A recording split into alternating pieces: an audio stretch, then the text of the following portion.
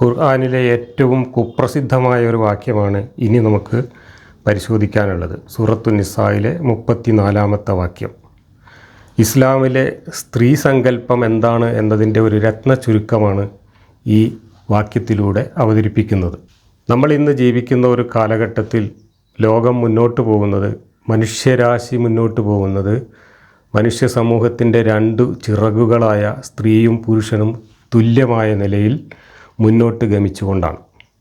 ഒരു പക്ഷിയുടെ രണ്ട് ചിറകുള്ളതിൽ ഒരു ചിറക് വെട്ടിയെറിഞ്ഞ ശേഷം ആ പക്ഷിയെ പറക്കാൻ വിട്ടാൽ ആ പക്ഷിക്കൊരിക്കലും അതിൻ്റെ ലക്ഷ്യസ്ഥാനത്തേക്ക് പറന്നെത്താൻ കഴിയില്ല, മുന്നോട്ട് സഞ്ചരിക്കാനും കഴിയില്ല. അതുപോലെയാണ് മനുഷ്യൻ്റെ കാര്യം.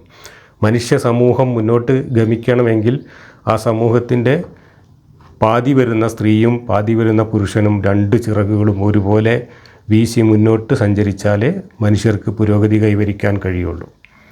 എന്നാൽ പ്രാകൃതകാലത്ത് പാട്രിയാർക്കിയിൽ മുങ്ങിക്കുളിച്ച ഗോത്രകാല സമൂഹങ്ങളിൽ പുരുഷൻ മാത്രമാണ് മനുഷ്യനെന്നും സ്ത്രീകൾ എന്ന് പറയുന്നത് പുരുഷൻ്റെ വിടുവേല ചെയ്യാനുള്ള, അടിമവേല ചെയ്യാനും പുരുഷന് ലൈംഗികാസ്വാദനത്തിനുമുള്ള അടിമകളോ അല്ലെങ്കിൽ വെറും വളർത്തുമൃഗങ്ങളോ ആണ് എന്ന സങ്കല്പത്തിലാണ് മനുഷ്യർ സഹസ്രാബ്ദങ്ങളോളം മുന്നോട്ട് സഞ്ചരിച്ചത്. അതുകൊണ്ട് തന്നെ മനുഷ്യൻ്റെ പുരോഗതിയെ നൂറ്റാണ്ടുകളോളം തടഞ്ഞു നിർത്തുന്നതിന് ഇത്തരം സങ്കല്പങ്ങൾക്ക് കഴിയുകയും ചെയ്തു. മതങ്ങളെല്ലാം രൂപപ്പെട്ടിട്ടുള്ളത് കൊടിയ പാട്രിയാർക്കി കൊടികുത്തി വാണിരുന്ന കാലഘട്ടങ്ങളിലാണ്. അതുകൊണ്ട് തന്നെ എല്ലാ മതങ്ങളും ഈ കാര്യത്തിൽ ഒന്നിനൊന്ന് മികച്ച നിലപാടാണ് സ്വീകരിച്ചിട്ടുള്ളത്. പുരുഷനാണ് മനുഷ്യനെന്നും സ്ത്രീ പുരുഷൻ്റെ കീഴിൽ പുരുഷനെ അനുസരിച്ച് കഴിയേണ്ട വെറും അടിമകളാണ് എന്നും എല്ലാ മതങ്ങളും സിദ്ധാന്തിക്കുന്നുണ്ട്. മറ്റു മതങ്ങളൊക്കെ ആധുനിക കാലത്ത് കുറച്ചൊക്കെ അതിനനുസരിച്ച് മാറാൻ തയ്യാറായിട്ടുണ്ടെങ്കിൽ ഇസ്ലാം എന്ന മതം ഒരു മാറ്റത്തിന് പോലും തങ്ങൾ തയ്യാറല്ല എന്ന മട്ടിൽ അങ്ങേയറ്റത്തെ സ്ത്രീ വിരുദ്ധത പ്രചരിപ്പിച്ചുകൊണ്ട് ഇസ്ലാമിൻ്റെ പൗരോഹിത്യം ഇന്നും അതിൻ്റെ പ്രമാണങ്ങളിൽ അടയിരിക്കുകയാണ്. ഇസ്ലാമിൻ്റെ പ്രമാണങ്ങളിൽ ഒന്നാം സ്ഥാനത്തുള്ള ഖുർആൻ എന്താണ് സ്ത്രീയെക്കുറിച്ചുള്ള അതിൻ്റെ സങ്കല്പം എന്ന് അതിൻ്റെ ഒരു രത്ന ചുരുക്കത്തിലൂടെ അവതരിപ്പിക്കുകയാണ് 4:34 എന്ന ഈ വാക്യത്തിൽ. നമുക്ക് ആ വാക്യം വായിച്ച ശേഷം അതിൻ്റെ ഓരോ വരികളെയും പോസ്റ്റ്മോർട്ടം ചെയ്തുകൊണ്ട് എന്താണ് ഇസ്ലാമിൻ്റെ സ്ത്രീ സങ്കല്പം എന്ന് വിശദമായി ചർച്ച ചെയ്യാം. 4:34.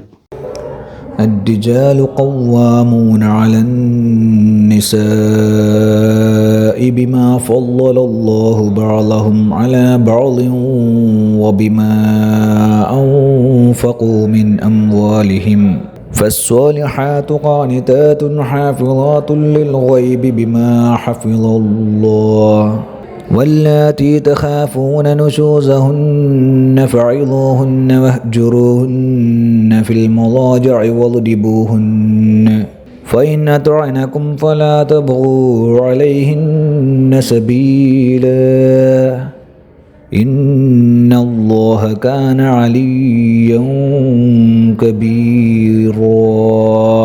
പുരുഷന്മാർ സ്ത്രീകളുടെ മേൽ നിയന്ത്രണാധികാരമുള്ളവരാകുന്നു.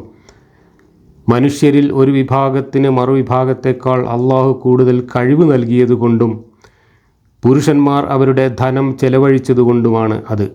അതിനാൽ നല്ലവരായ സ്ത്രീകൾ അനുസരണശീലമുള്ളവരും അള്ളാഹു സംരക്ഷിച്ച പ്രകാരം പുരുഷന്മാരുടെ അഭാവത്തിൽ സംരക്ഷിക്കുന്നവരുമാണ്.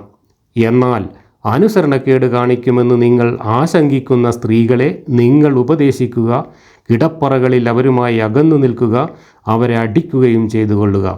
എന്നിട്ടവർ നിങ്ങളെ അനുസരിക്കുന്ന പക്ഷം പിന്നെ നിങ്ങൾ അവർക്കെതിരിൽ ഒരു മാർഗവും തേടരുത്. തീർച്ചയായും അള്ളാഹു ഉന്നതനും മഹാനുമാണ്. സ്ത്രീകളെ അടിച്ച് അനുസരിപ്പിക്കാൻ കൽപ്പിക്കുന്ന ഈ ഒരു വാക്യം ഖുർആനിൽ അവതരിക്കാനിടയായ സന്ദർഭം ഏതാണ് എന്ന് ഇതിൻ്റെ സബബുൻ നുസൂല് വിശദീകരിക്കുന്ന തഫ്സീറുകളിലെല്ലാം കൊടുത്തിട്ടുണ്ട്. അത് കുറേ ലഘുവായിട്ട് വെള്ളം ചേർത്തിട്ടാണെങ്കിലും നമ്മുടെ മലയാള തഫ്സീറുകളിലും അതിൻ്റെ സബബുൻ നുസൂല് കൊടുത്തിട്ടുണ്ട്. ഈ വാക്യം അവതരിച്ചതിൻ്റെ സന്ദർഭമായി വാഹിദിയുടെ അസ്ബാബുൻ നുസൂലിൽ കൊടുത്തിട്ടുള്ളതാണ് സ്ക്രീനിൽ നിങ്ങൾ കാണുന്നത്. ഞാൻ അതിൻ്റെ ചുരുക്കം പറയാം. മദീനയിൽ സഅദ് എന്ന് പറയുന്ന ഒരാളും ഹബീബ എന്ന് പറയുന്ന അയാളുടെ ഭാര്യയും ആണ് ഈ സംഭവത്തിൻ്റെ കാരണക്കാരായ രണ്ട് വ്യക്തികൾ. ഹബീബയെ കൂടാതെ ഈ സഅദിന് വേറെയും ഭാര്യമാരുണ്ടായിരുന്നു. അതിൽ ഹബീബയെയും വേറൊരു ഭാര്യയെയും അവരുടെ തലമുടികൾ കൂട്ടിച്ചുരുട്ടി രണ്ടുപേരെയും കൂട്ടിക്കെട്ടിയ ശേഷം ഹബീബയെ ഈ സഅദ് അടിച്ച് പരിക്കേൽപ്പിച്ചു. മുഖമൊക്കെ കരുവാളിച്ചു പോയി അടി കൊണ്ടിട്ട്. അങ്ങനെ ആ സ്ത്രീ തൻ്റെ പിതാവിൻ്റെ അടുത്ത് പോയി പരാതി പറയുകയും പിതാവ് ഇതിന് പ്രതികാരം ചെയ്യണം, ഏതായാലും നമുക്ക് പ്രവാചകനോടൊന്ന് പോയി അതിന് അനുവാദം ചോദിക്കാം എന്ന് പറഞ്ഞുകൊണ്ട് പാപ്പയും മകളും കൂടെ പ്രവാചകൻ്റെ അടുത്ത് ചെന്നു. അവിടെ ചെന്നിട്ട് കാര്യങ്ങളെല്ലാം പറഞ്ഞു. അപ്പോൾ പ്രവാചകൻ അവർക്ക് പ്രതികാരം ചെയ്യാൻ അനുവാദം കൊടുത്തുകൊണ്ട് പറഞ്ഞു, നിങ്ങൾ പോയിട്ട് തിരിച്ചടിച്ചോളൂ എന്ന് പറഞ്ഞു. അങ്ങനെ അവർ രണ്ടുപേരും അനുവാദം കിട്ടിയ സന്തോഷത്തോടു കൂടി അവിടുന്ന് തിരിച്ചു പോരുകയാണ്. പ്രവാചകൻ്റെ വീട്ടിൽ നിന്ന് ഇറങ്ങി പുറത്തേക്ക് ഇറങ്ങിയ സമയത്ത് പ്രവാചകൻ അവരെ വീണ്ടും കൈകൊട്ടി വിളിച്ചു, വരീം ജിബ്രീൽ വന്നു, ആയത്തിറക്കിയിട്ടുണ്ട് എന്ന് പറഞ്ഞുകൊണ്ട് അവരെ തിരിച്ച് വിളിച്ചിട്ട് ഈ ആയത്ത് അവതരിപ്പിച്ച് കേൾപ്പിച്ചു. പരാതിയുമായി വന്ന സ്ത്രീയെ സംബോധന ചെയ്തുകൊണ്ട് ആ സ്ത്രീക്ക് അനുകൂലമായി ഒരു വാക്യം പറയുന്നതിന് പകരം ആ സ്ത്രീയോടും വാപ്പയോടും മുഹമ്മദ് സ്വന്തം നിലക്ക് നിങ്ങൾ പോയിട്ട് പ്രതികാരം ചെയ്തോളൂ, നിങ്ങൾ പോയിട്ട് തിരിച്ചടിച്ചോളൂ എന്ന് പറഞ്ഞ് അവരെ പറഞ്ഞയക്കുകയും അവർ പോകാൻ ഒരുങ്ങി കുറച്ചങ്ങോട്ട് മുന്നോട്ട് പോയപ്പോൾ ഉടനെ തന്നെ അവരെ തിരിച്ചു വിളിച്ചിട്ട് ജിബ്രീൽ ആയത്തിറക്കിയിരിക്കുന്നു എന്ന് പറഞ്ഞുകൊണ്ട് ഈ ആയത്ത് അവതരിപ്പിക്കുകയും തുടർന്ന് അവരോട് പ്രവാചകൻ ഇങ്ങനെ പറയുകയും ചെയ്തു എന്നാണ് ഇവിടെ എഴുതി വച്ചിട്ടുള്ളത്. We wanted something while Allah wanted something else and that which Allah wants is good. നമ്മളൊന്ന് മനസ്സിലാഗ്രഹിക്കുന്നു, പക്ഷേ അള്ളാഹു മറ്റൊന്നാണ് ആഗ്രഹിക്കുന്നത്. അള്ളാഹു ആഗ്രഹിക്കുന്നതാണല്ലോ ഏറ്റവും നല്ലത് എന്ന് പറഞ്ഞുകൊണ്ട് ആ രണ്ടുപേരെയും, ആ വാപ്പാനെയും മകളെയും സുന്ദരമായിട്ട് കബളിപ്പിച്ചു മുഹമ്മദ് എന്നാണ് ഈ സന്ദർഭ വിവരണത്തിൽ നിന്ന് നമുക്ക് മനസ്സിലാക്കാൻ കഴിയുന്നത്. നോക്കൂ, എത്ര വലിയ തരികിടയായിരുന്നു മുഹമ്മദിന് അവർ വന്ന സമയത്ത് അവരോട് പറയേണ്ടത് എന്താണ് എന്ന് മനസ്സിൽ നല്ലപോലെ ബോധ്യമുണ്ടായിരുന്നു. പക്ഷെ അത് നേരിട്ട് താൻ പറഞ്ഞു കഴിഞ്ഞാൽ താൻ മോശക്കാരനും താൻ കുറ്റക്കാരനുമാകും. കാരണം താൻ പറയുന്നത് അങ്ങേയറ്റം പിന്തിരിപ്പനായിട്ടുള്ള കാര്യങ്ങളാണ് എന്ന് മുഹമ്മദിന് നല്ല ബോധ്യമുള്ളത് കൊണ്ട് മുഹമ്മദ് ഒരു നാടകം കളിച്ചു. ആദ്യം അവരോട് പോയിട്ട് തിരിച്ച് തല്ലാൻ പറഞ്ഞു. എന്നിട്ട് അവരെ തിരികെ വിളിച്ചിട്ട് അള്ളാഹു ആയത്തിറക്കി എന്നും പറഞ്ഞിട്ട് ആ തല്ലിയ പ്രതിക്കെതിരെ, ആർക്കെതിരെയാണോ പരാതി പറഞ്ഞത് ആ പ്രതിക്ക് എതിരെ സംസാരിക്കുന്നതിന് പകരം ആ പ്രതിയെ സംബോധന ചെയ്തുകൊണ്ട് നിങ്ങൾ ചെയ്തത് ശരിയാണ് എന്ന് ഉളുപ്പില്ലാതെ വിളിച്ചു പറയുകയാണ് ഈ ആയത്തിറക്കലിലൂടെ മുഹമ്മദ് ചെയ്തത്. എന്നിട്ട് മുഹമ്മദ് അള്ളാഹുവിൻ്റെ പെരടിയിൽ വെച്ച് കെട്ടി സ്വയം ഇതിൻ്റെ കുറ്റത്തിൽ നിന്ന് അവരുടെ മുമ്പിൽ മോചിതനായിക്കൊണ്ട് ഒരു കപട നാടകം അവതരിപ്പിക്കുകയും ചെയ്തു. ഇതാണ് ഈ ആയത്തിറങ്ങിയതിൻ്റെ സന്ദർഭം. ഇനി നമുക്ക് ഈ ആയത്തിൽ പറയുന്ന കാര്യങ്ങൾ അതിൻ്റെ ഓരോ വരികളും എടുത്തിട്ട് നമുക്കൊന്ന് പോസ്റ്റ്മോർട്ടം ചെയ്തു നോക്കാം. എന്നിട്ട് ഇതിനെ വിശദീകരിച്ചു കൊണ്ട് വന്നിട്ടുള്ള ഹദീസുകളും വ്യാഖ്യാനങ്ങളും എത്രത്തോളം സ്ത്രീ വിരുദ്ധമാണ് എന്നും എത്രത്തോളം മനുഷ്യത്വ വിരുദ്ധമാണ് എന്നും നമുക്കൊന്ന് പരിശോധിച്ചു പോകാം.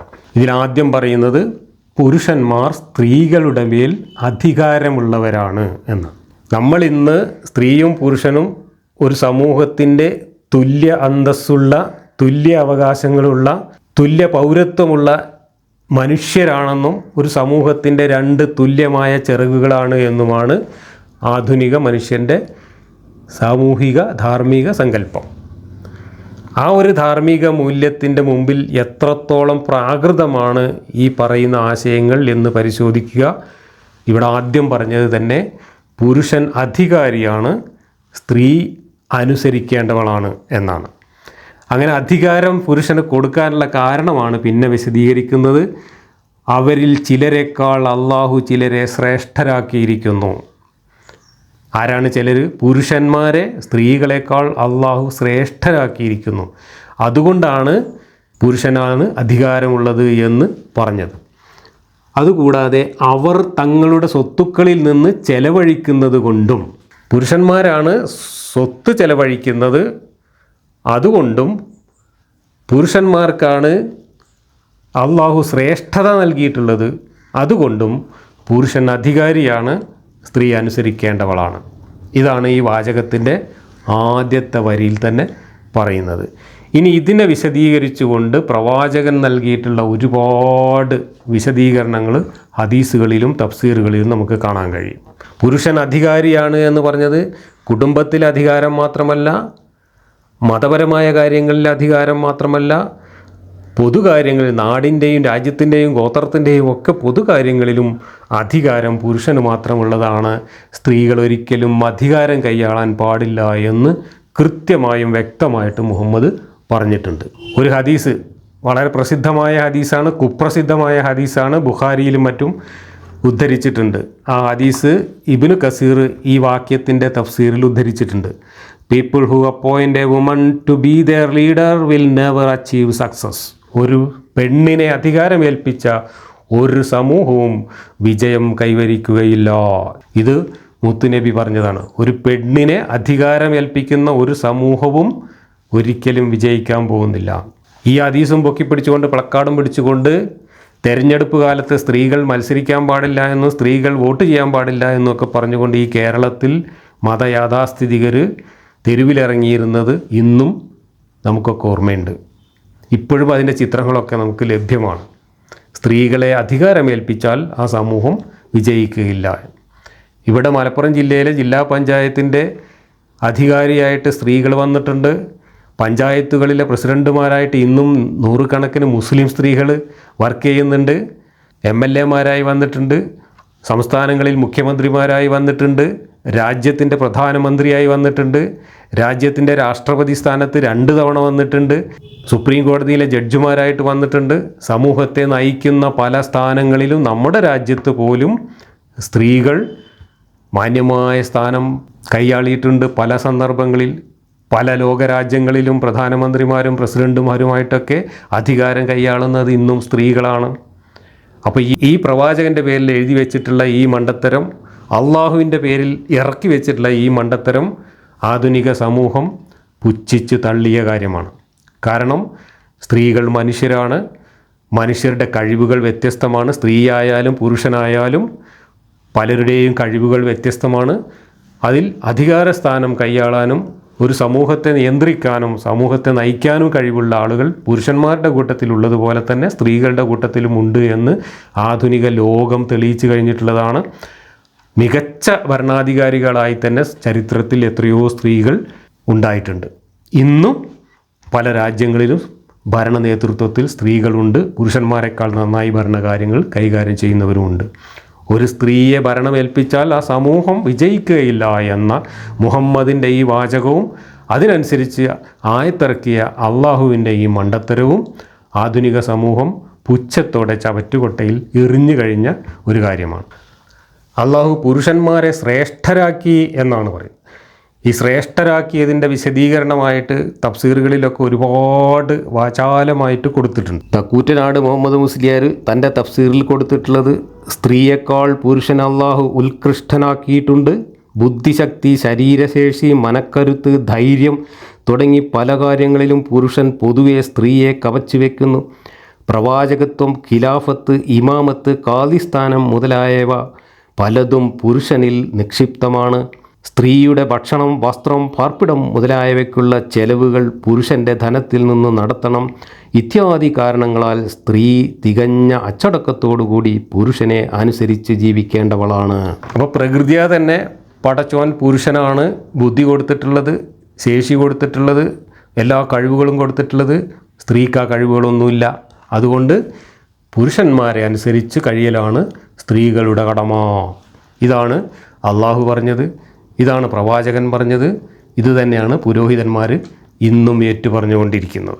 ഇനി പുരുഷന്മാരാണ് ധനം ചെലവഴിക്കുന്നത് എന്ന് പറഞ്ഞതിനെക്കുറിച്ചാണ് മുസ്ലിയാർ പറഞ്ഞത്. വീട്ടുചെലവും മറ്റു കാര്യങ്ങളൊക്കെ പുരുഷനാണ് നടത്തുന്നത് എന്ന്. എന്നാൽ അതല്ല യഥാർത്ഥത്തിൽ ഇവിടെ ഖുർആൻ ഉദ്ദേശിച്ചിട്ടുള്ളത്. പുരുഷനാണ് പണം കൊടുത്ത് സ്ത്രീയെ വാങ്ങുന്നത് എന്നാണ് ഉദ്ദേശിച്ചിട്ടുള്ളത്. അതുതന്നെയാണ് പഴയകാല തഫ്സീറുകളിലൊക്കെ എഴുതി വെച്ചിട്ടുള്ളത്. ഇബ്നു കസീറിൻ്റെ തഫ്സീറിൽ നോക്കൂ. And because they spend from their meaning the dowry. ആദ്യം പറഞ്ഞിട്ടുള്ളത് മഹറാണ്, ഡവറി, സ്ത്രീക്ക് പുരുഷൻ കൊടുക്കുന്ന വില. അങ്ങനെ പുരുഷൻ സ്ത്രീയെ വില കൊടുത്ത് വാങ്ങുകയാണ് ചെയ്യുന്നത്. അതുകൊണ്ട് ആ സ്ത്രീ പുരുഷനെ ആശ്രയിക്കാൻ നിർബന്ധിതയാണ്. അതുകൂടാതെ expenditure and various expenses that Allah ordained in his book and the sunnah of his messenger for men to spend on women. For these reasons, it is suitable that he is appointed her maintainer, just as Allah said, وَلِلرِّجَالِ عَلَيْهِنَّ دَرَجَةٌ. But men have a degree over them. 2:228 പുരുഷന്മാർക്ക് സ്ത്രീകളെക്കാൾ ഒരു degree മേലെയാണ് സ്ഥാനം എന്ന് പറഞ്ഞിട്ടുണ്ട് എന്നുകൂടെ ഉദ്ധരിച്ചുകൊണ്ട് പുരുഷൻ്റെ കീഴിലാണ് സ്ത്രീ കഴിയേണ്ടത്.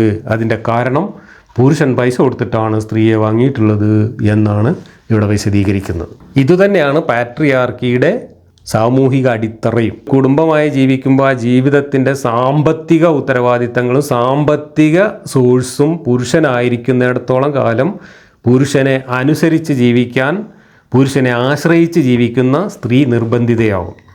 അപ്പോൾ സ്ത്രീക്കും കൂടെ സാമ്പത്തികമായ സ്വാതന്ത്ര്യമുണ്ടാവുകയും രണ്ടുപേരും ഒരേപോലെ സാമ്പത്തിക ഉത്തരവാദിത്തങ്ങൾ നിർവഹിക്കുകയും ചെയ്യുന്ന ഒരു സാമൂഹിക അന്തരീക്ഷത്തിൽ രണ്ടുപേർക്കും തുല്യമായ അന്തസ്സ് കൽപ്പിച്ചുകൊണ്ട് ജനാധിപത്യപരമായി രണ്ടുപേരും തുല്യതയോടുകൂടി മുന്നോട്ട് പോവേണ്ടി വരും. അവിടെ പുരുഷ മേധാവിത്വം നടപ്പില്ല. അതുകൊണ്ടാണ് സ്ത്രീകൾ ജോലിക്ക് പോകുന്നതും സ്ത്രീകൾ പണം സമ്പാദിക്കുന്നതും ഒക്കെ ഇസ്ലാം നിരുത്സാഹപ്പെടുത്തിയിട്ടുള്ളത്. അങ്ങനെ സ്ത്രീകൾ ജോലിക്ക് പോവുകയോ സാമ്പത്തിക ഉത്തരവാദിത്തങ്ങൾ ഏൽക്കുകയോ ഒന്നും ചെയ്യേണ്ടതില്ല. അവർ പുരുഷൻ കൊണ്ടുവരുന്ന സമ്പത്ത് അനുഭവിച്ചുകൊണ്ട് പുരുഷനെ അനുസരിച്ച് പുരുഷൻ്റെ കീഴിൽ പുരുഷന് വേണ്ട പരിചാരക വൃത്തികളൊക്കെ ചെയ്തുകൊണ്ട് വീടിനകത്ത് കഴിഞ്ഞാൽ മതി എന്നതാണ് ഇസ്ലാമിൻ്റെ സങ്കല്പം. അത് പച്ചയായി തന്നെ വിശദീകരിച്ച് പോയിട്ടുണ്ട് ഖുർആനിലും ഹദീസിലും. രണ്ടാൾക്കും തുല്യ സാമ്പത്തിക സ്ഥിതിയൊക്കെ വന്നു കഴിഞ്ഞാൽ, തുല്യമായ സ്റ്റാറ്റസ് വന്നു കഴിഞ്ഞാൽ പിന്നെ ഒരാൾക്ക് ഒരാളെ തല്ലാനൊന്നും പറ്റില്ലല്ലോ.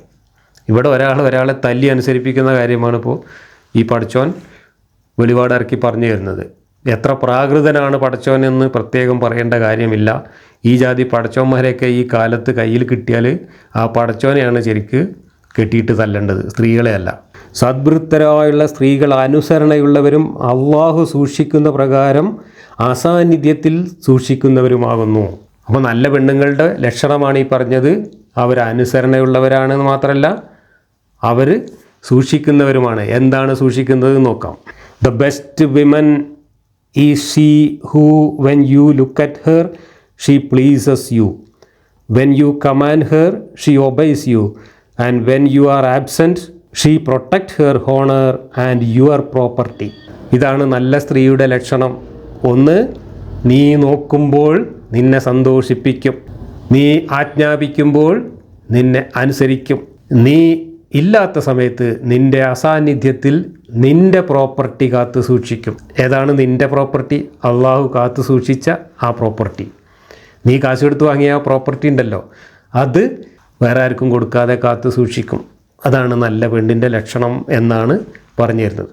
പൈസ കൊടുത്തൊരു പെണ്ണിനെ വാങ്ങി വീട്ടിൽ പാർപ്പിച്ചാൽ ആ പെണ്ണ് തൻ്റെ ലൈംഗിക അവയവങ്ങളെ കാക്ക കൊത്താതെ കാത്തു സൂക്ഷിക്കുക എന്നുള്ളതാണ് അവളുടെ ഏറ്റവും പ്രധാനപ്പെട്ട ചുമതല. പിന്നെ ഇയാൾ പറയുന്നത് അനുസരിക്കുക, ഇയാൾ നോക്കുമ്പോൾ അയാളെ സന്തോഷിപ്പിക്കുന്ന രീതിയിലൊക്കെ പെരുമാറുക. അപ്പോൾ ഭർത്താവ് എന്ന് പറയുന്ന ഈ പുരുഷനെ അനുസരിക്കുകയും അയാളെ സന്തോഷിപ്പിക്കുകയും അയാൾ പൈസ കൊടുത്തു വാങ്ങിയ തൻ്റെ ശരീരം കാത്തു സംരക്ഷിക്കുകയും ചെയ്യുക എന്നതാണ് ഒരു നല്ല സ്ത്രീയുടെ ലക്ഷണം എന്നാണ് ഇവിടെ പറഞ്ഞിട്ടുള്ളത്.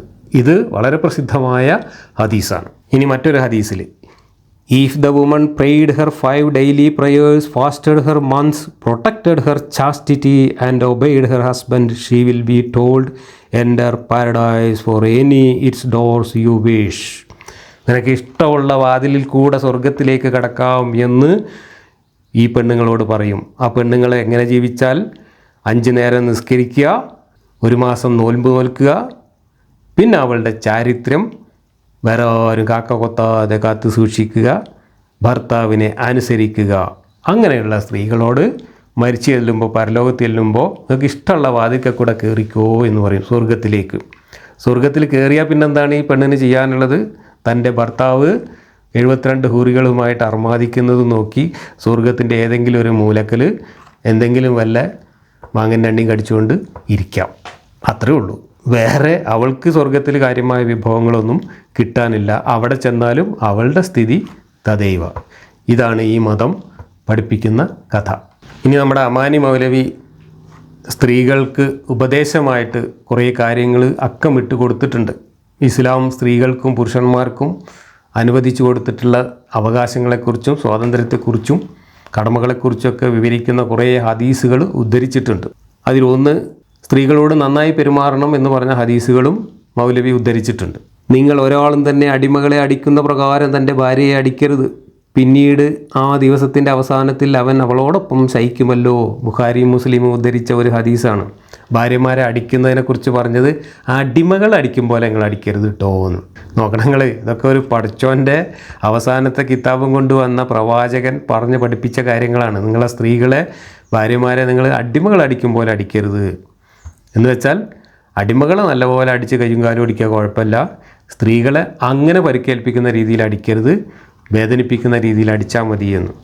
2, ഒരു പുരുഷൻ തൻ്റെ ഭാര്യയെ തൻ്റെ വിരിപ്പിലേക്ക് വിളിച്ചിട്ട് അവൾ വിസമ്മതിക്കുന്ന പക്ഷം നേരം പുലരുന്നതുവരെ മലക്കുകൾ അവളെ ശപിക്കുന്നതാണ്. ബുഖാരി മുസ്ലിമും ധരിച്ച ഹദീസാണ്. ഒരു സ്ത്രീയെ പുരുഷൻ രാത്രി കിടക്കയിലേക്ക് വിളിച്ചിട്ട് അവൾ പിണങ്ങിപ്പോയി, അന്ന് അവൾ കൂടെ കിടക്കാൻ തയ്യാറായില്ല എങ്കിൽ എന്ത് കാരണം കൊണ്ടായാലും ശരി, അന്ന് നേരം വെളുക്കോളം മലക്കൾക്ക് പണിയായി. മലക്കുകൾ നേരം വെളുക്കോളം ഇവളെ പ്രാഗിക്കൊണ്ട് ചുറ്റി നടക്കും. നേരെ മറിച്ച് ഇയാൾ 3-4 പെണ്ണ് കെട്ടിയിട്ടും കുറേ അടിമ പെണ്ണുങ്ങളായിട്ടും ചുറ്റിക്കറങ്ങി നടക്കുമ്പോൾ ഈ പെണ്ണ് യാസീനോദി ഒരു മൂലയൊക്കെ കുത്തിരിക്കുമ്പോൾ അയാൾക്കെതിരെ പ്രാകാനും ശപിക്കാനും ഒന്നും ഒരു മലക്കുമില്ല, ഒരു ജയിത്താനുമില്ല. കാരണം പുരുഷന്മാർക്കതൊന്നും പറഞ്ഞിട്ടുള്ളതല്ല. സ്ത്രീകൾ പറഞ്ഞതുപോലെ അനുസരിച്ചില്ലെങ്കിൽ, വിളിച്ചു കൊടുത്ത് വന്നില്ലെങ്കിൽ നേരം വെളുക്കോളം നിന്ന് പ്രാകാനും ശപിക്കാനും അവിടെ മലക്കുകൾ പറന്ന് നടക്കുകയാണ്. ഏതൊരു സ്ത്രീയുടെ ഭർത്താവ് അവളെപ്പറ്റി തൃപ്തിപ്പെട്ടവനായും കൊണ്ട് മരണമടയുന്നുവോ അവൾ സ്വർഗത്തിൽ പ്രവേശിക്കുന്നതാണ്. പെണ്ണുങ്ങൾക്ക് സ്വർഗം കിട്ടണമെങ്കിൽ ഭർത്താവ് തൃപ്തിപ്പെട്ടാൽ മതി. പടച്ചോൻ പോലും തൃപ്തിപ്പെടണം നിർബന്ധമില്ല. ഭർത്താവിനെ തൃപ്തിപ്പെടുത്തി ജീവിച്ചാൽ പെണ്ണുങ്ങൾക്ക് സ്വർഗം കിട്ടും. എങ്ങനെയാണ് സ്ത്രീകളെ മസ്തിഷ്ക പ്രക്ഷാളനം ചെയ്ത് വളർത്തുമൃഗങ്ങളായി അടിമകളായി മെരുക്കുന്നത് എന്നതിൻ്റെ ദൃഷ്ടാന്തങ്ങളാണ്, പ്രമാണങ്ങളാണ് നമ്മൾ ഈ വായിക്കുന്നത്. ഒരാൾക്ക് അയാളുടെ ഭാര്യയോടുള്ള കടമയെപ്പറ്റി ചോദിക്കപ്പെട്ടതിന് മറുപടിയായി നീ ഭക്ഷണം കഴിച്ചാൽ അവൾക്ക് ഭക്ഷണം നൽകുക, നീ വസ്ത്രം ധരിച്ചാൽ അവൾക്കും വസ്ത്രം നൽകുക, മുഖത്തടിക്കാതിരിക്കുക. ഈ മുഖത്തടിക്കാതിരിക്കുക എന്ന് പറഞ്ഞതിന് വേറെ ന്യായം വേറെ ഹദീസിൽ പറയുന്നുണ്ട് കേട്ടോ. കാരണം അള്ളാഹുവിൻ്റെ മുഖവും മനുഷ്യൻ്റെ മുഖവും ഒരുപോലെയാണ്. അതുകൊണ്ട് മനുഷ്യരെ ആരും മുഖത്തടിക്കാൻ പാടില്ല എന്ന് പറഞ്ഞിട്ടുണ്ട്. മുഖത്തടിച്ചാൽ അത് അള്ളാഹുവിന് അടി കൊള്ളുന്ന പോലെയാണ് എന്ന അർത്ഥത്തിലാണ് മുഖത്തടിക്കരുത് എന്ന് പറഞ്ഞത്. അല്ലാതെ സ്ത്രീകളോടുള്ള ഇഷ്ടം കൊണ്ട് ആവണമെന്നില്ല. ചിലർ വ്യാഖ്യാനിക്കുന്നത് സ്ത്രീകളെ മുഖത്തടിച്ചാൽ അവരെ സൗന്ദര്യമൊക്കെ നഷ്ടപ്പെട്ടു പോകുമല്ലോ, അതുകൊണ്ട് സൗന്ദര്യം നഷ്ടപ്പെട്ടാൽ അവൻ തന്നെയാണ് നഷ്ടം, അതുകൊണ്ടാണ് മുഖത്തടിക്കാൻ പാടില്ല എന്ന് പറഞ്ഞത് എന്ന് വ്യാഖ്യാനിച്ചവരും ഉണ്ട്. വാക്കുകൊണ്ടോ മറ്റോ ചീത്തപ്പെടുത്താതിരിക്കുക, വീട്ടിനുള്ളിൽ വെച്ചല്ലാതെ അവളെ വെടിഞ്ഞു നിൽക്കാതിരിക്കുക അഥവാ തെറ്റി നിൽക്കാതിരിക്കുക. ഇതൊക്കെയാണ് ഒരു പുരുഷൻ സ്ത്രീയോട് ചെയ്യേണ്ടത്. 5, സത്യവിശ്വാസികളിൽ ഏറ്റവും വിശ്വാസം പൂർത്തിയായവൻ അവരിൽ വെച്ച് ഏറ്റവും സ്വഭാവം നല്ലവനാകുന്നു. നിങ്ങളിൽ വെച്ച് ഉത്തമന്മാർ തങ്ങളുടെ സ്ത്രീകളോട് ഉത്തമന്മാരായുള്ളവരാണ്. ഇതൊക്കെ സ്ത്രീകളോട് പുരുഷൻ ചെയ്യേണ്ട കടമകൾ വിവരിച്ചതായിട്ട് ഉദ്ധരിച്ചിരിക്കുകയാണ് അമാനി മൗലവി. കാരണം അമാനി മൗലവിക്ക് ഈ ആയത്തും ഇതിന് അനുബന്ധമായിട്ടുള്ള സ്ത്രീവിരുദ്ധ ഹദീസുകളൊക്കെ ഉദ്ധരിക്കുമ്പോൾ മനസ്സിലുണ്ടാകുന്ന ഒരു കുറ്റബോധം മറയ്ക്കാനും ബാലൻസ് ചെയ്യാനും വേണ്ടിയിട്ട് സ്ത്രീക്ക് അനുകൂലമായിട്ടുള്ള ഹദീസുകൾ പെറുക്കി കൂട്ടിയതാണ് ഞാനിപ്പോൾ ഈ വായിക്കുന്നത്. പേർഷ്യൻ രാജാക്കളുടെ മുമ്പിൽ അവരുടെ പ്രജകൾ സുജൂദ് ചെയ്യുന്നത് പോലെ തിരുമേനിയുടെ മുമ്പിൽ തങ്ങൾക്കും സുജൂദ് ചെയ്തുകൂടെ എന്ന് ചിലർ ചോദിച്ചതിന് മറുപടിയായി ഒരാൾക്ക് സുജൂദ് ചെയ്യുവാൻ ഞാൻ കൽപ്പിക്കുമായിരുന്നെങ്കിൽ സ്ത്രീകൾ ഭർത്താക്കന്മാർക്ക് സുജൂദ് ചെയ്യുവാൻ ഞാൻ കൽപ്പിക്കുമായിരുന്നു. അപ്പോൾ പടച്ചോൻ്റെ സ്ഥാനത്ത് ഭർത്താവിനെ കാണണം എന്നാണ് മൂപ്പരുടെ മനസ്സിലുള്ള പൂതി. പക്ഷേ സുജൂദ് ചെയ്യാൻ പാടില്ലാത്തതുകൊണ്ട്, ഹറാമായതുകൊണ്ടാണ്. അല്ലെങ്കിൽ ഹലാൽ ആയിരുന്നെങ്കിൽ ഞാൻ ആദ്യം പറയുക ഭർത്താക്കന്മാരുടെ മുമ്പിൽ പോയിട്ട് ഭാര്യമാർ സുജൂദ് ചെയ്യണം എന്നാണ്. ഈ മലക്കുകൾ ശപിക്കുന്ന കാര്യം പറഞ്ഞല്ലോ, സ്ത്രീയെ വിളിച്ചിട്ട് വന്നില്ലെങ്കിൽ മാത്രമല്ല ശപിക്കുക. ഒരു സ്ത്രീ ഭർത്താവിനെ മൈൻഡ് ചെയ്യാതെ ആദ്യം പോയി കിടന്നുറങ്ങിയാലും അന്ന് നേരം വെളുക്കോളം ശപിക്കും. ഇതാ, as to those women on whose part you see ill conduct, if the wife goes to sleep while ignoring her husband's bed, the angels will keep cursing her until the morning. അപ്പോൾ ഭർത്താവിനെ mind ചെയ്യാതെ ഒരു സ്ത്രീ പോയി ഒരു രാത്രി കിടന്നുറങ്ങിയാൽ നേരം വെളുക്കോളം അവളെ മലക്കുകൾ ശപിച്ചുകൊണ്ടിരിക്കും, പ്രാഗിക്കൊണ്ടിരിക്കും. മലക്കുകൾ എത്ര വിജിലൻ്റാണെന്ന് നോക്കും നിങ്ങൾ.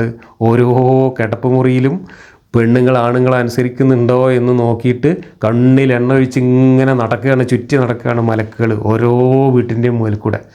എന്നിട്ട് ഏതെങ്കിലും പെണ്ണ് ഭർത്താവ് വിളിച്ചിട്ട് ചെന്നില്ലെങ്കിൽ, അല്ലെങ്കിൽ നേരത്തെ ഉറക്കം വന്നിട്ട് പോയി കിടന്നുറങ്ങി, ഭർത്താവ് വരുന്നതിന് മുമ്പ് പോയി കിടന്നുറങ്ങി, അല്ലെങ്കിൽ ഭർത്താവ് ഉറങ്ങുന്നതിൻ്റെ മുമ്പ് ഭർത്താവിനെ മൈൻഡ് ചെയ്യാതെ പോയി കിടന്നുറങ്ങിയെങ്കിൽ അവരെയൊക്കെ നേരം വെളുക്കോളം പ്രാകാൻ വേണ്ടിയിട്ട് ഡ്യൂട്ടി ഏറ്റെടുത്തിട്ട് ചുറ്റിക്കറങ്ങുകയാണ് മലക്കുകൾ. എജ്ജാതി മലക്കുകൾ, എജ്ജാതി പടച്ചോൻ. ഇനി മൗദൂദി ഇതാ ഉത്തമ സ്ത്രീയുടെ ലക്ഷണമായിട്ട് മൗദൂദിയും ഉദ്ധരിച്ചിട്ടുണ്ട്. കാണുമ്പോൾ നിങ്ങൾക്ക് മനസ്സന്തുഷ്ടിയേകുന്ന, നിങ്ങൾ കൽപ്പിക്കുമ്പോൾ അനുസരിക്കുന്ന, നിങ്ങളുടെ അസാന്നിധ്യത്തിൽ നിങ്ങളുടെ ധനത്തെയും അവളുടെ ദേഹത്തെയും കാത്തുസൂക്ഷിക്കുന്ന സ്ത്രീയാണ് ഉത്തമ സ്ത്രീ. ഈ നബിവചനം പ്രകൃത ഖുർആൻ സൂക്തത്തിൻ്റെ ഏറ്റവും നല്ല വ്യാഖ്യാനമത്രേ. 4:34 ഏറ്റവും നല്ല വ്യാഖ്യാനം ഇതാണ് എന്നാണ് മൗദൂദി പറയുന്നത്. യാതൊരു സ്ത്രീയുടെ അനുസരണക്കേട് നിങ്ങൾ ആശങ്കപ്പെടുന്നുവോ അവർക്ക് നിങ്ങൾ സതുപദേശം നൽകുക, കിടപ്പുസ്ഥാനങ്ങളിൽ അവരെ വെടിയുക, അവരെ അടിക്കുകയും ചെയ്തു കൊള്ളുക. ഒരു സ്ത്രീ അനുസരണക്കേട് കാണിക്കും എന്ന് നിങ്ങൾക്ക് ശങ്ക തോന്നിയാൽ ചെയ്യേണ്ട കാര്യങ്ങളാണ് ഖുർആനിൽ ഈ പറയുന്നത്. ഇതൊക്കെ പറയുന്നത് ഏത് സന്ദർഭത്തിലാണ് എന്നതുകൂടി നമ്മുടെ മനസ്സിലുണ്ടായിരിക്കണം. ഒരു സ്ത്രീ അടികൊണ്ട് പരിക്കേറ്റ് വാപ്പാനെയും കൂട്ടി വന്നിട്ട് ഭർത്താവിനെതിരെ പരാതി പറഞ്ഞപ്പോൾ ഇറക്കി കൊടുത്ത ആയത്താണിത്. അനുസരണക്കേട് കാണിക്കുമെന്ന് ശങ്ക തോന്നിയാൽ തന്നെ നിങ്ങൾക്ക് ആദ്യം ഉപദേശിക്കാം, പിന്നെ കിടപ്പറയിൽ വെടിയാം, പിന്നെ അടിക്കാം. കിടപ്പറയിൽ വെടിയുക എന്ന രണ്ടാം ഘട്ടം വഹ്ജുറൂഹുന്ന ഫിൽ മലാജി എന്നാണ് പറഞ്ഞിട്ടുള്ളത്. വഹ്ജുറൂഹുന്ന എന്ന വാക്കിന് വെടിയുക എന്നതുപോലെ തന്നെ കെട്ടിയിടുക എന്ന അർത്ഥമുണ്ട്. തബരിയുടെ തഫ്സീറിൽ പറഞ്ഞിരിക്കുന്നത് ഇവിടെ ആയത്തിൻ്റെ സന്ദർഭത്തിന് ഏറ്റവും അനുയോജ്യമായ അർത്ഥം കെട്ടിയിടുക എന്നാണ്. അതിന് തബരി പറയുന്ന ന്യായം, കിടപ്പറയിൽ അവരെ വെടിയുക എന്ന് പറയുമ്പോൾ അതൊരു ശിക്ഷയായി മാറുന്നില്ല എന്ന് മാത്രമല്ല, അത് അയാൾക്കുള്ള ശിക്ഷയായി ഭവിക്കുകയും ചെയ്യും. കാരണം അയാൾക്കും കാര്യം നടക്കില്ല ഭാര്യനെ ഒഴിവാക്കി കഴിഞ്ഞാൽ. അപ്പോൾ അത് സ്വയം ശിക്ഷ ഏറ്റെടുക്കുന്നത് പോലെ ആയിപ്പോവും. അതുകൊണ്ട് ഇവിടെ ഹജറ എന്ന വാക്കിന് കെട്ടിയിടുക എന്ന അർത്ഥമുള്ളത് കൊണ്ട് വഹ്ജുറൂഹുന്ന ഫിൽ മലാജി എന്ന് പറഞ്ഞാൽ കിടപ്പ് മുറിയിൽ അവരെ കെട്ടിയിടുക എന്നാണ് അർത്ഥം എന്ന് തബരി വ്യാഖ്യാനിച്ചിട്ടുണ്ട്. പക്ഷേ മറ്റു വ്യാഖ്യാതാക്കളൊന്നും ആ അർത്ഥം കൊടുത്ത് വ്യാഖ്യാനിച്ചിട്ടില്ല. ബഹുഭൂരിപക്ഷം വ്യാഖ്യാതാക്കളും കിടപ്പറയിൽ വെടിയുക എന്നാണ് പറഞ്ഞിട്ടുള്ളത്. കിടപ്പറയിൽ വെടിയുക എന്ന് പറഞ്ഞാൽ കിടപ്പറയിൽ നിന്ന് വേറെ മുറിയിലേക്ക് മാറ്റുക എന്നല്ല അർത്ഥം പറഞ്ഞിട്ടുള്ളത്. കിടപ്പറയിൽ അവളെ മൈൻഡ് ചെയ്യാതിരിക്കുക എന്നാണ്. Abandon them in there beds. Ali ibn Abi Talha reported that Ibn Abbas said the abandonment refers to not having intercourse with her. അപ്പോൾ അവളുമായിട്ട് സെക്സ് ചെയ്യാതിരിക്കലാണ് അതുകൊണ്ട് ഉദ്ദേശിക്കുന്നത്. To lie on her bed with his back to her. ഒരു ബെഡിൽ കിടക്കാം, പക്ഷേ പുറംതിരിഞ്ഞ് കിടക്കണം. Several authors said similarly. As Suddi, Dahhak, Ikrimah, Ibn Abbas in another narration added not to speak with her or talk to her. പിണങ്ങിയിട്ട് അവരോട് വർത്തമാനം പറയാനും മിണ്ടാനും പാടില്ല. ഇനി അനുസരണക്കേട്, നിങ്ങൾക്ക് ശങ്കിക്കാവുന്ന അനുസരണക്കേട്, ശിക്ഷ നൽകാവുന്ന അനുസരണക്കേടുകൾ എന്തൊക്കെയാണ് എന്ന് വിശദമായിട്ട് പല ഹദീസുകളിലും വന്നിട്ടുണ്ട്. ഇബ്നു കസീർ ഉദ്ധരിച്ചതാണിത്. As to those women on whose part you see ill conduct, meaning the woman from whom you see ill contact with her husband, such as when she acts as if she is above her husband. ഭർത്താവിൻ്റെ മേലെ അധികാരം കാണിക്കുന്നതായിട്ട് അവൾ എപ്പോഴെങ്കിലും പെരുമാറുകയാണെങ്കിൽ അത് അനുസരണക്കേടാണ്. ഡിസൊബേസ് him, അവനെ അനുസരിക്കാതിരിക്കുക. Ignores him, അവനെ അവഗണിക്കുക. Dislikes him, അവനെ ഇഷ്ടപ്പെടാതിരിക്കുക, അവനോട് വെറുപ്പ് കാണിക്കുക. And so forth. അങ്ങനെയൊക്കെ കാണിച്ചാൽ ഇതൊക്കെ എന്താണ്? When these signs appear in a woman, her husband should advise her and remind her of Allah's torment if she disobeys him. ഇങ്ങനെയൊക്കെ കാണിച്ചാൽ അള്ളാഹു അവളെ ശിക്ഷിക്കും എന്ന് പറഞ്ഞ് അവളെ ഒന്ന് പേടിപ്പിക്കുക. ആദ്യം അള്ളാഹുവിൻ്റെ ശിക്ഷ പറഞ്ഞ് പേടിപ്പിക്കുക. Her husband should advise her and remind her of Allah's torment if she disobeys him. Indeed, Allah ordered the wife to obey her husband and prohibited her from disobeying him because of the enormity of his rights and all that he does for her. അള്ളാഹു തന്നെ കൽപ്പിച്ചിട്ടുള്ളത് ഭർത്താവിനെ അനുസരിക്കാനാണ് എന്ന് പറഞ്ഞ് മനസ്സിലാക്കി കൊടുക്കുകയും അനുസരിച്ചില്ലെങ്കിൽ അള്ളാൻ്റെ ശിക്ഷ അവിടുന്ന് കിട്ടും എന്ന് പറഞ്ഞ് പേടിപ്പിക്കുകയും ചെയ്യുക. എന്നിട്ടും അനുസരിക്കുന്നില്ല എങ്കിൽ, എന്നിട്ടും ഈ പറഞ്ഞ ലക്ഷണങ്ങളൊക്കെ കാണിക്കുകയാണെങ്കിൽ അടുത്ത സ്റ്റെപ്പ് പൂസുക. ഇതാണ് അള്ളാഹ് പറഞ്ഞെടുത്ത ഉപായം. ഇവിടെ അനുസരണക്കേട് ഉണ്ടായാൽ എന്നല്ല, അനുസരണക്കേട് ഉണ്ടാകുമെന്ന് ആശങ്കപ്പെട്ടാൽ എന്നാണ് ഖുർആനിൽ പറഞ്ഞിട്ടുള്ളത്. അതിനെക്കുറിച്ച് ഇമാം റാസി പറയുന്നത് ഇങ്ങനെയാണ്: ചിലർ പറയുന്നത് അനുസരണക്കേട് ഉണ്ടാകുമോ എന്ന് ഭയപ്പെടുമ്പോഴാണ് ഈ ക്രമം പാലിക്കേണ്ടത് എന്നാണ്. ഭാര്യയുടെ അനുസരണക്കേട് ഉറപ്പായി കഴിഞ്ഞാൽ ഈ 3 മുറകളും ഒരുമിച്ച് പ്രയോഗിക്കാം. അപ്പോൾ പിന്നെ ഈ സ്റ്റെപ്പായിട്ടൊന്നും നിൽക്കേണ്ട കാര്യമില്ല. അനുസരണക്കേട് കാണിച്ചാൽ അപ്പം വെച്ച് പൂസിക്കോളാം.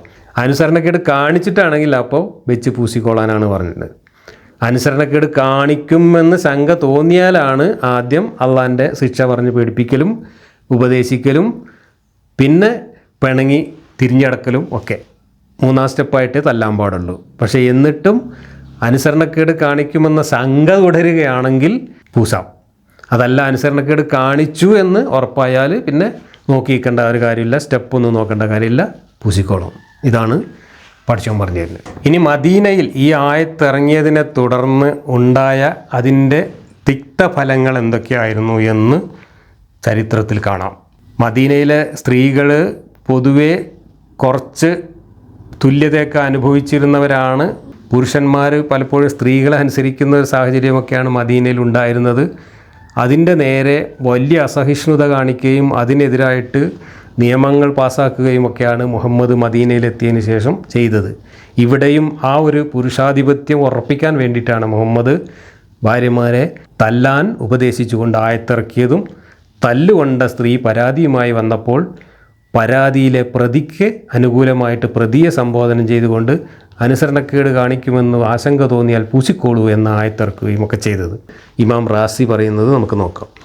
ഉമർ പറയുന്നു, ഖുറൈശികളായ ഞങ്ങളുടെ സ്ത്രീകൾ ഞങ്ങളുടെ നിയന്ത്രണത്തിൽ ഒതുങ്ങി കഴിയുന്നവരായിരുന്നു. എന്നാൽ ഞങ്ങൾ മദീനയിൽ ചെന്നപ്പോൾ അവിടുത്തെ പുരുഷന്മാർ സ്ത്രീകളുടെ നിയന്ത്രണത്തിലായതായി ഞങ്ങൾക്ക് കാണാൻ സാധിച്ചു. ഞങ്ങളുടെ സ്ത്രീകൾ മദീനയിലെ സ്ത്രീകളുമായി ഇടപഴകിയപ്പോൾ ഞങ്ങളോട് അവർ തർക്കിക്കുന്നതിന് ധൈര്യം കാണിക്കാൻ തുടങ്ങി. ഈ കാര്യം നബിയുടെ അടുക്കൽ ചെന്ന് ഉണർത്തിയപ്പോൾ നബി അവരെ അടിക്കാനുള്ള അനുമതി നൽകി. തദവസരത്തിൽ ഭർത്താക്കന്മാർ അടിക്കുന്നുവെന്ന പരാതിയുമായി അവർ പ്രവാചക പത്നിമാരുടെ അടുക്കൽ ചെന്നു. ഒരു രാത്രി 70 സ്ത്രീകൾ വരെ നബിയുടെ കുടുംബത്തിൽ പരാതിയുമായി എത്തിയത്രേ. അപ്പോൾ ആരാണ് ഇവിടെ പ്രതി? യഥാർത്ഥ പ്രതി മുഹമ്മദാണ്. മുഹമ്മദ് തല്ലാൻ പറഞ്ഞിട്ടാണ് മദീനക്കാർ ഭാര്യമാരെ തല്ലാൻ തുടങ്ങിയത് എന്നാണ് ഇവിടെ പറയുന്നത്.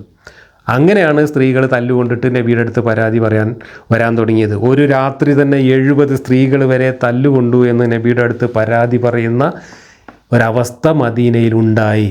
അപ്പോൾ നബി ആദ്യം തല്ലാനൊരു ഓർഡർ കൊടുത്തിട്ടുണ്ട് അള്ളാഹ് തിറക്കുന്നതിന് മുമ്പ്.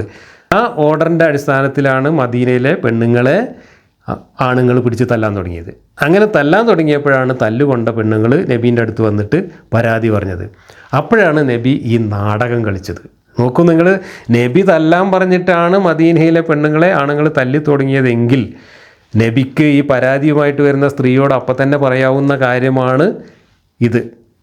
തല്ലുകൊള്ളാൻ നിങ്ങൾ അർഹരാണ്, കുഴപ്പമില്ല എന്ന് പറഞ്ഞ് അന്നേരം പറഞ്ഞയക്കുന്നതിന് പകരം നബി അവിടെ പരാതിയുമായി വന്ന സ്ത്രീയുടെയും അവരുടെ ബാപ്പായുടെയും മുമ്പിൽ ഒരു കപട നാടകം കളിച്ചു.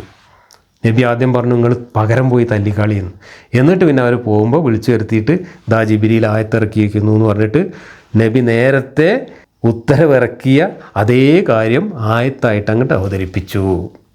എത്ര വലിയ കള്ളനായിരുന്നു മുഹമ്മദ് എന്നതിൻ്റെ ഒന്നാം തരം തെളിവാണിത്. അപ്പോൾ ഏറെക്കുറെ തുല്യതയോടെയും സമാധാനത്തോടെയും സ്ത്രീകൾ കുറച്ചും കൂടെയൊക്കെ സ്വാതന്ത്ര്യത്തോടെയും ജീവിച്ചിരുന്ന മദീനയിലെ ജീവിതം താറുമാറാക്കുകയും അവിടെ പാട്രിയാർക്കി അടിച്ചേൽപ്പിച്ചുകൊണ്ട് സ്ത്രീകളെ അടിമകളാക്കുകയുമാണ് മുഹമ്മദ് ചെയ്തത്. സ്ത്രീകൾക്കുണ്ടായിരുന്ന അവകാശങ്ങൾ പലതും എടുത്തു കളയുകയാണ് മുഹമ്മദ് ചെയ്തത് എന്നതിന് നിരവധി തെളിവുകൾ ചരിത്രരേഖകളായിട്ട് നമ്മുടെ മുമ്പിലുണ്ട്. അതല്ലാതെ സ്ത്രീകൾ ജാഹിലിയ കാലത്ത് വളരെ മോശമായ അവസ്ഥയിലായിരുന്നു എന്നും അവർക്ക് കൂടുതൽ അവകാശങ്ങൾ നൽകുകയാണ് ചെയ്തത് എന്നൊക്കെ പറയുന്നത് ശുദ്ധ അസംബന്ധമാണ്. കാരണം കഴിഞ്ഞ ഖുർആൻ ക്ലാസ്സിൽ തന്നെ നമ്മൾ പറഞ്ഞു, പല സ്ത്രീകളും ഈ സ്വത്തവകാശം പകുതിയാണ് എന്നൊക്കെ പറഞ്ഞുകൊണ്ട് സ്ത്രീകൾക്കെതിരായിട്ട് ആയത്തുകൾ ഇറക്കിയ സമയത്ത് നബിയുടെ വീട്ടിലുള്ള സ്ത്രീകൾ വരെ നബിയുടെ അടുത്ത് പരാതി പറഞ്ഞതായിട്ട് നമ്മൾ കണ്ടു. പരാതി പറയുക മാത്രമല്ല, സ്ത്രീകളും പുരുഷന്മാരും തമ്മിൽ ഇതിൻ്റെ പേരിൽ തർക്കിക്കുന്നതായിട്ടും ആ തർക്കം കേട്ടുകൊണ്ട് അള്ളാഹു വന്ന ആയത്തിറക്കിയതായിട്ടും കഴിഞ്ഞ ക്ലാസ്സിൽ നമ്മൾ വിശദീകരിക്കുകയുണ്ടായി. ഞങ്ങൾക്ക് എല്ലാ അവകാശങ്ങളും പകുതിയാണെങ്കിൽ ഞങ്ങൾക്ക് ഉത്തരവാദിത്വം പകുതിയാണ്, അതുപോലെ പരലോകത്ത് ഞങ്ങൾക്ക് ശിക്ഷയും പകുതിയായിരിക്കുമെന്നൊക്കെ ഉമ്മു സലമയും കൂട്ടരും ആണുങ്ങളോട് തർക്കിച്ചപ്പോഴാണ് അള്ളാഹു വന്നിട്ട് ഇതിന് മുമ്പത്തെ ആയത്ത് ഇറക്കിയത് എന്ന് നമ്മൾ കഴിഞ്ഞ ക്ലാസ്സിൽ പറഞ്ഞു. അപ്പോൾ സ്ത്രീകൾക്ക് ഉണ്ടായിരുന്ന അവകാശങ്ങൾ കവർന്നെടുക്കുകയാണ് മുഹമ്മദ് ചെയ്തത് എന്ന് വ്യക്തമാണ്.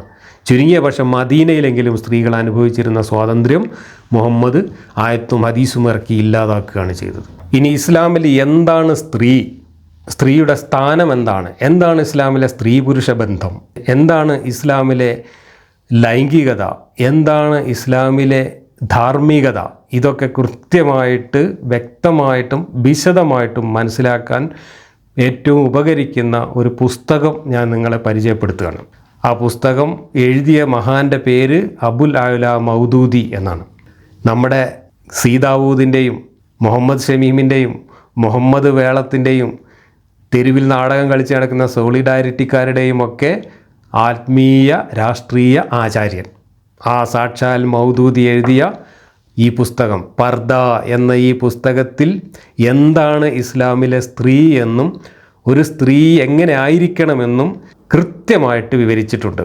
സ്ത്രീ പുരുഷ സമത്വം, ലിംഗനീതി തുടങ്ങിയ ആധുനിക ധാർമ്മിക സങ്കല്പങ്ങൾ പാശ്ചാത്യ ലോകത്തൊക്കെ രൂപപ്പെട്ടു വരികയും ഇന്ത്യയിലും പരിസരത്തുമൊക്കെ വിദ്യാഭ്യാസം നേടിയ ആളുകൾ അതിനനുസരിച്ച് ചില ആശയങ്ങൾ ഇവിടെ പ്രചരിപ്പിക്കുകയും ചെയ്തു തുടങ്ങിയ കാലത്ത് അതിനെ ശക്തമായി എതിർത്തുകൊണ്ട് അതിൻ്റെ അപകടങ്ങൾ എന്താണ് എന്ന് സൂചിപ്പിച്ചുകൊണ്ട് യഥാർത്ഥത്തിൽ സ്ത്രീകൾ എന്തായിരിക്കണമെന്നാണ് ഇസ്ലാം കൽപ്പിക്കുന്നത് എന്ന് വിശദീകരിച്ചുകൊണ്ട് അബുൽ അഅ്ല മൗദൂദി രചിച്ച പുസ്തകമാണ് പർദ.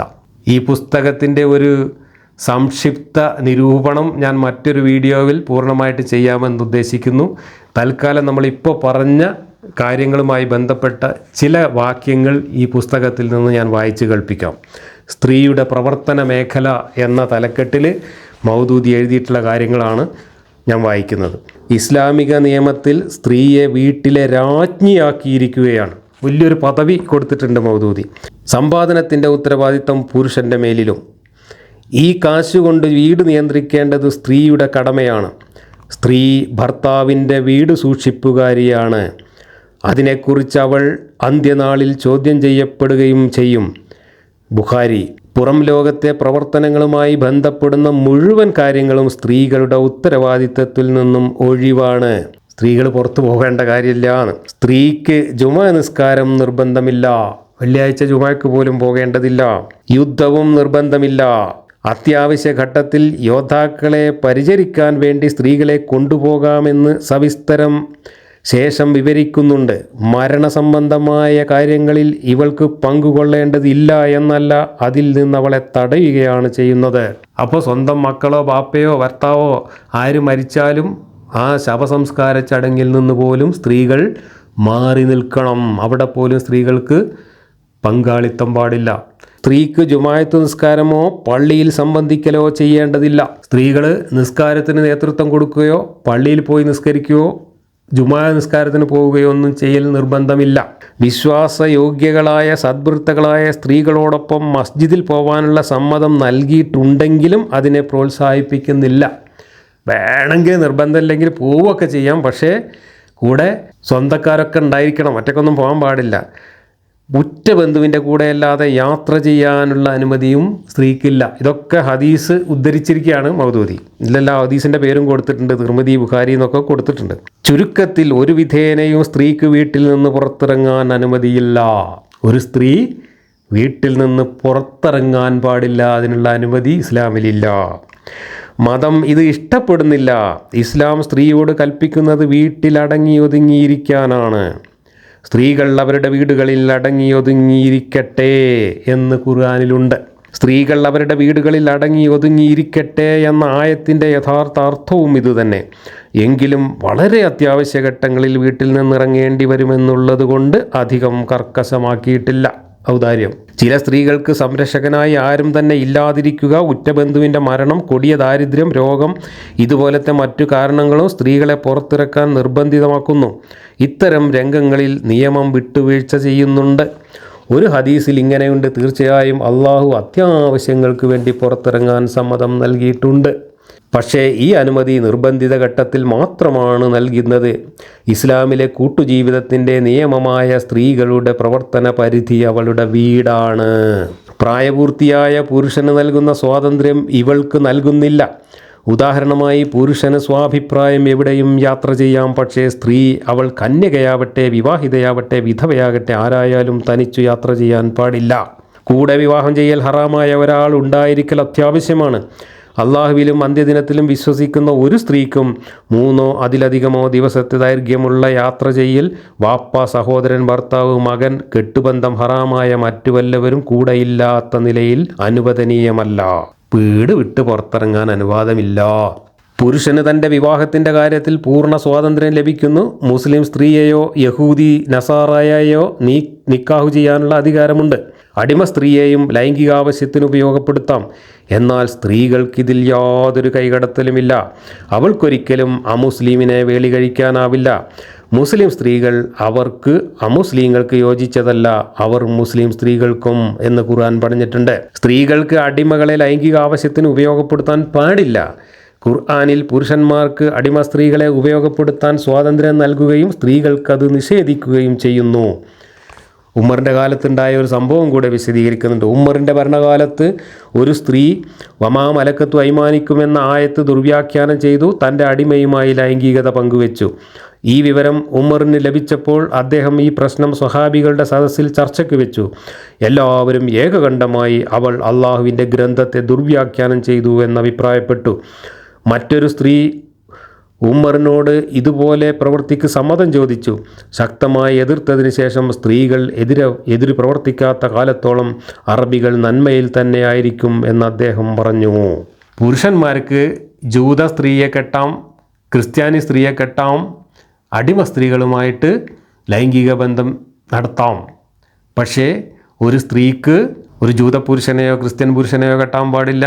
തൻ്റെ ഉടമസ്ഥതയിലുള്ള താൻ കാശ് കൊടുത്തു വാങ്ങിയ അടിമ പുരുഷനുമായിട്ടും ബന്ധപ്പെടാൻ പാടില്ല. അത് ഖുർആനിൽ പറഞ്ഞിട്ടില്ല. ഖുർആനിൽ ഉടമസ്ഥരായ അടിമകൾ എന്ന് പറഞ്ഞത് സ്ത്രീകൾക്കും ബാധകമാണ് എന്ന് പറഞ്ഞുകൊണ്ട് ഒരു സ്ത്രീ തൻ്റെ അടിമയുമായി ബന്ധപ്പെട്ടു എന്നും അത് ഉമ്മറിൻ്റെ കാലത്ത് ഉമ്മർ അത് സെനറ്റിൽ ചർച്ചയ്ക്ക് വെച്ചു എന്നും അങ്ങനെ ചർച്ചയിൽ എല്ലാവരും ഏകകണ്ഠമായി ആ സ്ത്രീ ദുർവ്യാഖ്യാനം ചെയ്യുകയാണ് ചെയ്തത്, പാടില്ല എന്ന് വിധിച്ചു എന്നുമൊക്കെയാണ് മൗദൂദി ഇവിടെ എഴുതി വച്ചിട്ടുള്ളത്. അപ്പോൾ പുരുഷന് യഥേഷ്ടം എല്ലാ കാര്യങ്ങൾക്കും സ്വാതന്ത്ര്യമുണ്ട്.